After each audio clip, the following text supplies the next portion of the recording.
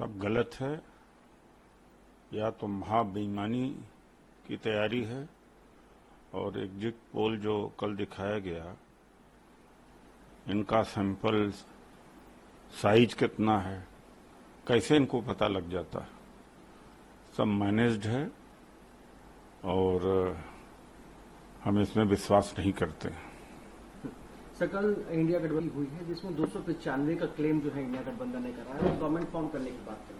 बिल्कुल किया है। और दूसरी बात है कि इनके मीटिंग में, रैलीज में लोग गायब थे।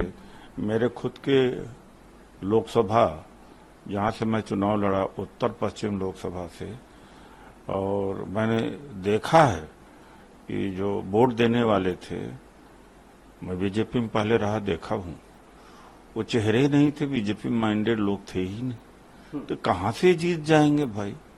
यह तो बहुत बड़ा मैनिपुलेशन है। ईवीएम का कारीगरी है। किस आधार पर ये जीतेंगे? सर, कल पीएम ने ट्वीट के बाद उन्होंने कहा, अवसरवादी इंडी गठबंधन मतदाताओं के दिलों में जगह बनाने में विफल रहा। ये जातिवाद, सांप्रदायिक और भ्रष्ट है। मुट्ठी भर वंशों को बचाने के उद्देश्य से बनाया गया ये गठबंधन देश के लिए भविष्य की दृष्टि प्रस्तुत करने में विफल रहा है। बिल्कुल झूठ बोल रहे हैं। वहां तक तो प्रधानमंत्री खुद कभी रोजगार के बारे में बोल पाए, और महंगाई के बारे में बोल पाए, काला धन के बारे में बोल पाए, किसानों के बारे में कुछ कहा है उन्होंने? चुनाव प्रचार में जो युवा इस देश के अंदर बेरोजगार हो गया, किसान की जो हालत खराब है, और जो मीडियम बिजनेसमैन है, उसके बारे में एक शब्द बोला? अनर्गल शब्द बोलते हैं जिसका देश से मतलब नहीं, अर्थव्यवस्था से मतलब, शिक्षा से मतलब नहीं है, और न ही जीवन स्तर से कोई मतलब है। सर, केजरीवाल मुख्यमंत्री दिल्ली के जो हैं वापस से जेल जा रहे हैं। उनको 21 दिन का पेरोल मिला था, उसके बाद वो आज जो है प्रचार के बाद जेल की वापसी कर। तो तानाशाही है इनका।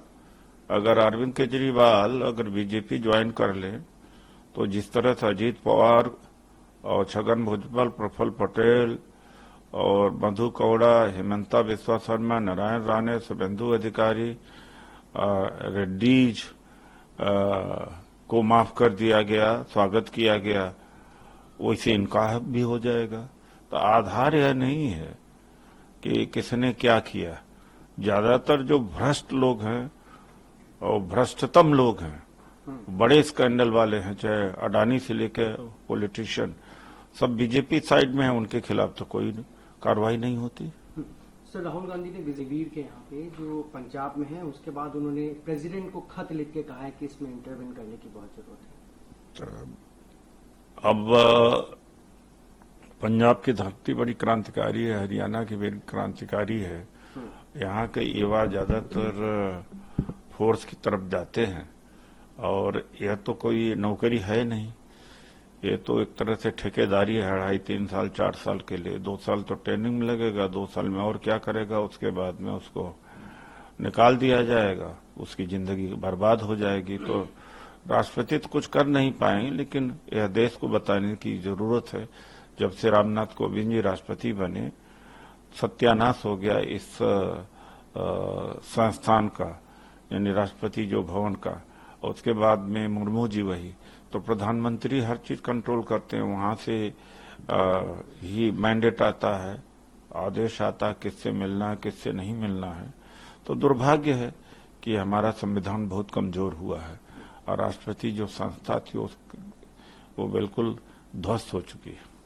सर, आम आदमी पार्टी के संजय सिंह ने कहा है कि ये जो एग्जिट पोल है बीजेपी के ऑफिस में बने हैं। इन्होंने कहा कि कौन मानेगा कि तमिलनाडु में 34% वोट जो है बीजेपी को मिल रहे हैं।